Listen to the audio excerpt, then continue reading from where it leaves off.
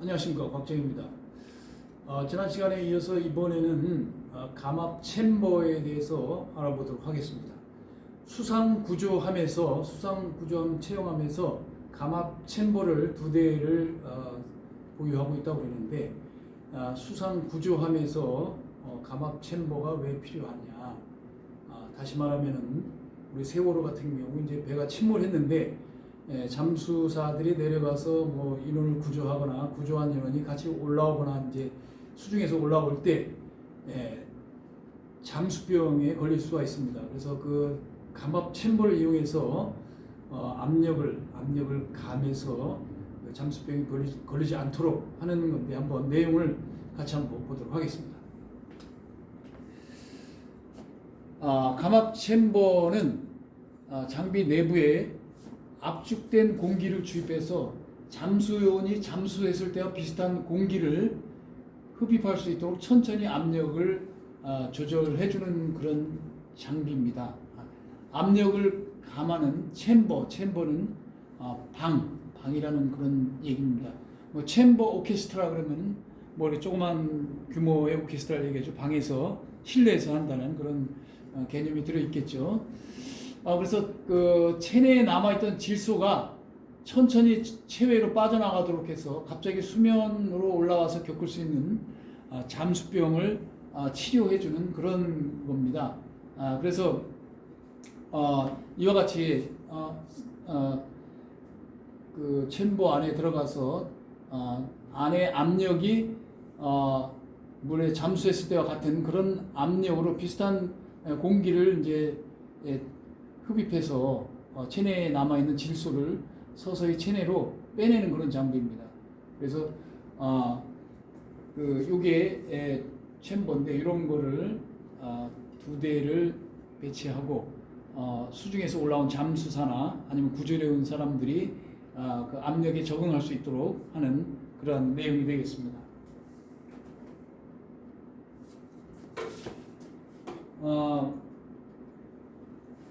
우리가 이제 잠수병을 아까 얘기를 했는데, 잠수병에 대해서 잠깐 알아보면은 깊은 바다는 수압이 아주 높습니다. 그래서 압력이 엄청 강한 압력을 받는데, 그러다 보니까 호흡을 통해서 들어간 질소가 빠져나오지 못하고 압축돼서 몸 안에 녹아 있는 겁니다. 질소가. 근데 수면으로 빨리 올라오면 체내에 있던 압축되어 있던 질소가 갑자기 부피가 커지면서 기포를 만들어지는 겁니다. 그러면 어떻게 될까요? 우리 몸 안에 막 그 거품이 생기는 거죠. 혈액에서 막 거품이 생겨가지고 통증을 유발한다는 거죠. 끔찍한 얘기죠. 그래서 통증을 유발하다가 심하면은 잠수병으로 사망하는 그런 겁니다. 그래서 잠수부들이 물에서 올라오려면 뭐 위험하다 그래서 신속하게 수면 위로 올라오는 게 아니라 천천히 수압에 적응하면서 이렇게 천천히 올라오는 게 그런 이유입니다. 그래서 갑자기 올라오게 되면 잠수병 걸리기 때문에, 그래서 그렇게 하는데, 질소가 그 우리 대단히 뭐 우리가 생각했던 것보다 여러 가지 용도로 사용하는데, 한번 상식적으로 한번 알아볼까요? 우리 공기 중에 뭐 여러 가지 물질이 있는데, 산소가 몇 %를 차지하고 있을까요? 우리 공기 중에 산소가 얼마나 있을까요? 그리고 질소는 100이라고 하면 질소가 몇 % 차지하고 있을까요? 산소가, 어떤 학생 물어보니까 산소가 한 90% 정도 되고, 질소도 한 2, 3%, 4, 5% 정도 되고, 기타 여러 가지 뭐 물질로 되어 있다, 이렇게 이야기를 합니다. 근데 우리가 뭐 질소에 대해서 아는 사람은 뭐 알고 있겠지만, 우리 공기 중에 질소가 엄청나게 많은 비중을 차지하고 있습니다. 얼마나 한번 비중을 우리 숨쉬는, 호흡하는 산소의 공기 중에 산소보다 질소가 더 많다고 하면 아마 여러분들 좀 의아하게 생각하겠죠. 우리가 산소를 마셔야 된다고 하니까 근데 한번 공기의 구성 성분을 한번 보도록 하겠습니다. 자, 공기의 구성 성분은 놀라지 마십시오. 질소가 78%입니다. 78%, 거의 80%. 우리가 호흡하고 있는 공기는 질소를 우리가 마신다고 해도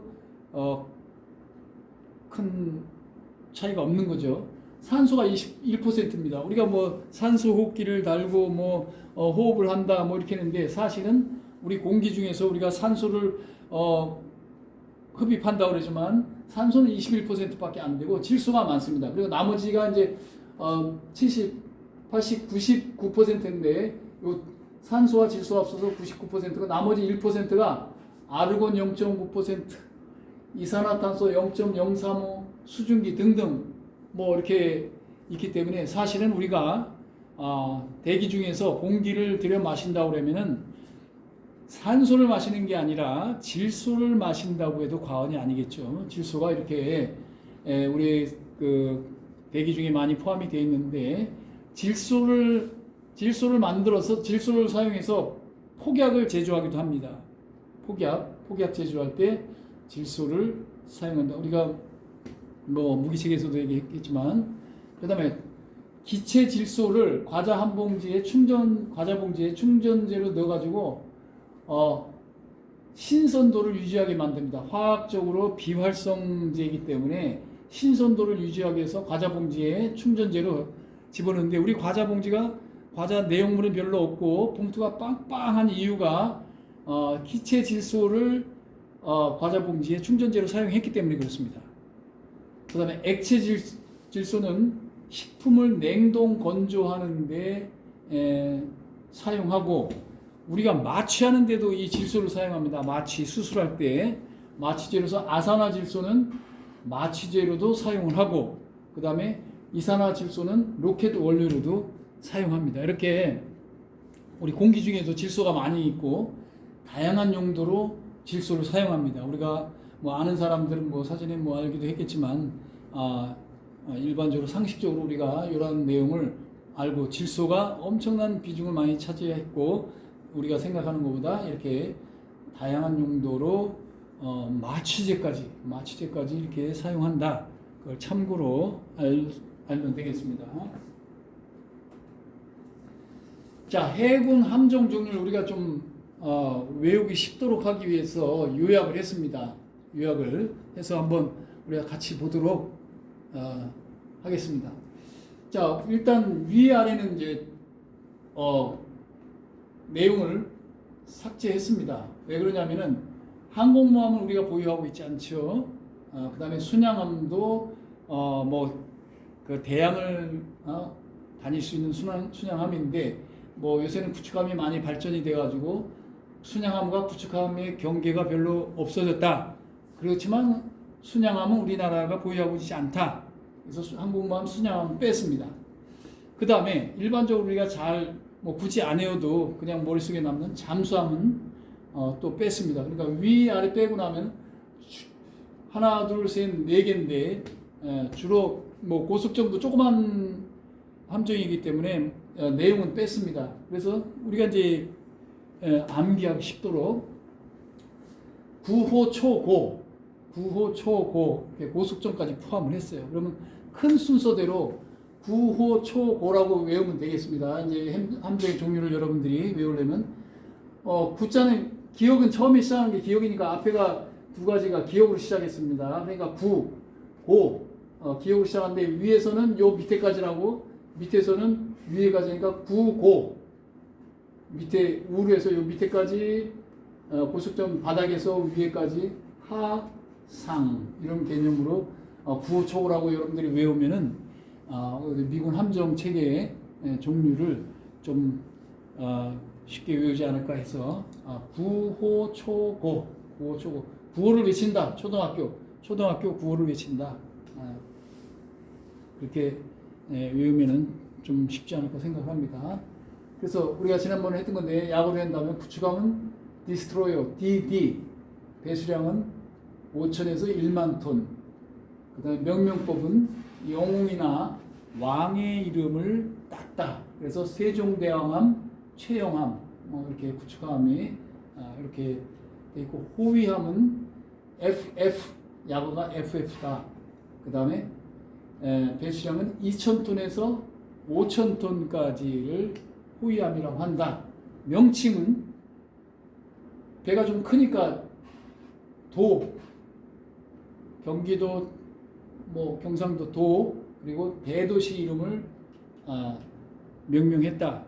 좀 큰 이름으로 하면 되겠죠. 그래서 서울함, 이렇게 좀 큰 함정의 규모가 크니까, 함정의 규모가 이보다 약간 작은 초계함 페트로야 PCC라고 약을 하죠. 400톤에서 1,500톤까지 1,500톤 정도 규모를 초기함이라고 한다. 이름은 중소도시에서 천안함이 있다. 그래서 이렇게 여러분들이 해군 함정을 상식적으로 우리가 외우려면 구호초고인데 구축함, 호위함, 초기함, 고속정, 그 위에 항공모함, 순양함이 있고 밑에는 잠수함이 있다. 이걸 따로 외우지 않아도 되고, 우리나라에서 보유하고 있는 것은 구호초고다. 구호초고. 근데 잠수함도 우리가 물론 보유하고 있지만 잠수함은 수상함이 아니니까 따로 떼서 외워도 크게 어렵지 않을 것 같습니다. 다음 보겠습니다. 한국 주변 국가의 해군력을 한번 잠깐 같이 살펴보도록 하겠습니다.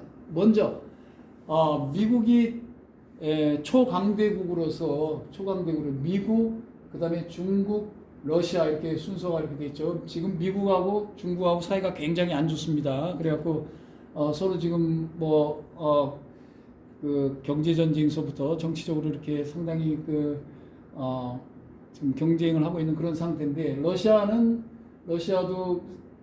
러시아가 붕괴되기 전에는 미국하고 러시아하고 냉전을 해서 오히려 중국보다도 러시아하고 미국이 더 강력한 냉전을 형성했었죠. 근데 지금은 이제 러시아가 붕괴되면서 러시아는 이제 그 전력이 오히려 좀 약해졌고, 항공모함도 있던 거를 팔았습니다. 인도에다 팔고 이렇게 하다 보니까 이제 거긴 러시아는 이제 전투 경쟁적으로는 좀 이제 열세인 그런 상황이 됐죠. 그래서 미국과 중국 그리고 일본, 우리 한반도 주변에 있는 국가를 한번 보도록 하겠습니다. 자, 총 함정 수는 우리가 160척 플러스 알파, 미국이 500여 척, 중국이 700여 척, 중국이 더 많습니다. 그러나 실제 장비면에 있어서는 미국을 따라올 수가 없죠. 일본이 130척, 러시아가 300척 정도 됩니다. 그래서 톤수는 우리 19만 톤, 우리가 20만 톤 정도 되는데, 미국은 무려 340만 톤, 중국은 100만 톤 정도, 그 다음에 일본은 우리 2배 정도 되는 46만 톤, 러시아는 우리 5배 정도 되는 100만 톤 정도 이렇게 규모를 가지고 있습니다.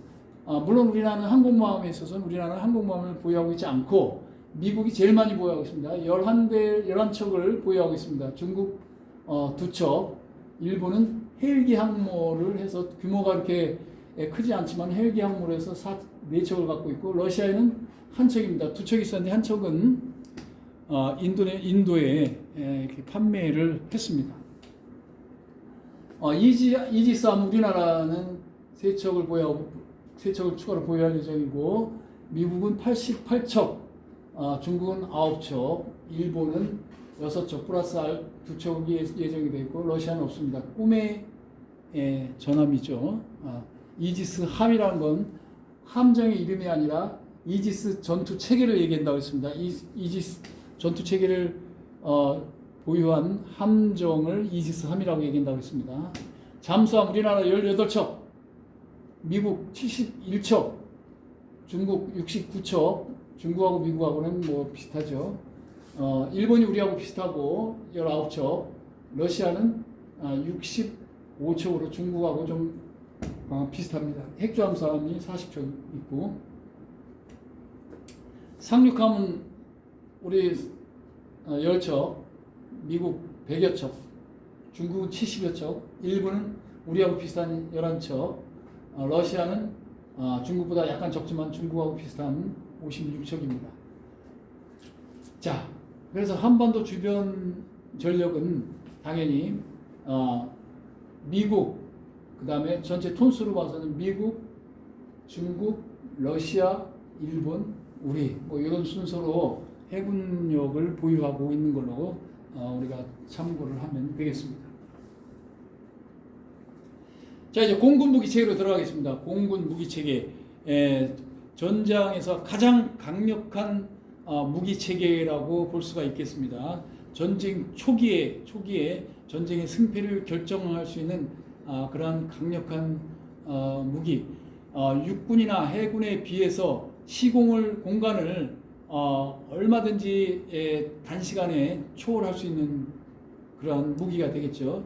북한 김정은이 있는 데까지 가는데 F-35 스텔스 전투기로 가게 되면은 항공 거기에 통제가 되지 않고 항공에 노출되지도 않으면서 레이더에 잡히지도 않으면서 불과 한 몇십 분이면은 가서 폭격을 할 수 있는 그런 강력한 무기가 되겠습니다. 해군은 해상으로는 그 평양까지 갈 수가 없는 거고, 우리 육군에서 도보로 간다 그래도 한 며칠 걸려야 되겠죠. 근데 이제 공군은 불과 몇십 분이면 바로 가서 타격하고 올 수 있는 강력한 그러한 무기 체계가 되겠습니다. 공군 한번 보겠습니다. 전쟁의 승패를 좌우하는 결정적인 전력이다. 우리가 2차 대전 이후에 항공기가 개발이 돼서 여러 전투에서 여러 전쟁에서 항공 전력으로 초기의 전쟁을 좌우하는 그런 사례를 많이 볼 수가 있습니다. 항공 전력의 특징을 한번 보겠습니다. 고도를 활용한 확대된 관찰력, 사정거리가 증대되어 있다. 그 높은 지역에서 심지어 북한에서 어떤 행동을 하고 있다는 것을 손금 보듯이 다 알 수가 있지 않습니까? 정찰기가 U2 정찰기가 뜨면은 북한에서 있는 각종 그 병력이 이동하는 것부터 전차 이동하는 것, 그리고 핵무기 장착 연료 주입하는 것, 이런 모든 부분을 고도 높은 데서 보기 때문에 항공 전력으로 관찰할 수가 있다는 거죠. 육군이나 해군에서는 당연히 관찰하기 어려운 그런 부분이겠죠. 그 다음에 사정거리가 증대된다.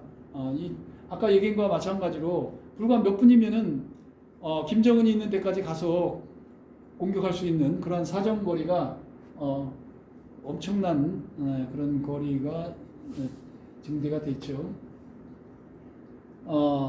거리뿐만 아니라 아까 얘기한 속도도 전차는 시간당 시속 70km로 이동을 합니다. 개활지에서, 그것도 산악지대에서는 또 그렇게 하기가 힘들겠죠. 그 다음에 구축함도 마찬가지 수상에서 70km 정도로 이동을 합니다. 그러나 전투기는 시간당 3,060km. 우리가 서울에서 부산이 400km, 서울에서 북한 백두산까지 한 500km라고 해도 1000km 정도밖에 안 되는데 시간당 3000km를 전투기가 이동할 수 있다. 그래서 우리 한반도에 좀 상황이 안 좋다 하면은 괌이나 이런 데서도 금방 옵니다. 몇 시간이면 와가지고 할 수 있고, 일본 오키나와에서도 항공기가 발진하게 되면 금방 우리 한반도에 와서 도착을 해서 작전을 펼칠 수가 있는 거죠. 그래서 엄청난 빠른 속도로 작전을 수행할 수 있다. 그런 항공 전력에 다른 어떤 군에 비해서도 비교할 수 없는 그러한 항공전의 특징이 될 수 있습니다. 넓은 작전 반경이다. 언제든 적 중심 깊은 곳을 공격할 수 있다. 우리가 항공기가 크게 발전하기 전에 2차 세계대전 때에는 뭐 주력이 롬멜 장군이 전격전을 해서 전차를 이용해서 신속히 종심 있게 적 지휘부까지 진격을 해갖고 공격을 했지 않습니까? 전격전을 이렇게 개발해야죠. 그래서 아프리카 사막에서 영국군하고 이제 전투를 수행하는데 롬멜군이 영국군이 휴식 취하다 보니까 막 전차가 지나가서 저게 뭔가 무슨 전차가 지나간다. 근데 그게 롬멜군의 전차 부대라고 그러지 않습니까? 그 정도로 전격전이 이렇게 되는데 그 전차와는 비교도 할 수 없는 넓은 작전 반경을 갖고 있고 적 중심을 언제 어디든 가서 때릴 수 있는 그러한 무기 체계, 그 항공 전력의 엄청난 특징이라고 볼 수가 있겠죠. 그래서 그 전쟁의 승패를 좌우하는 결정적인 전력이라 해도 과언이 아니다고 할 수가 있겠습니다. 뭐 육군에서는 그 국가방위의 중심이라고 하고 해군에서는 뭐 대양 해군이라고 해서 나름대로 자부심과 자부심을 가지고 이렇게 이야기하지만 물론 다 육군, 해군, 공군 다 작전에 필요하지만 그 중에서 그야말로 전쟁 승패를 좌우하는 결정적인 전력이라 해도 과언이 아닌 게 바로 항공 전력의 특징이 되겠습니다. 자, 그럼 잠시 쉬었다가 이어서 수업을 계속 진행하도록 하겠습니다. 잠시 쉬겠습니다.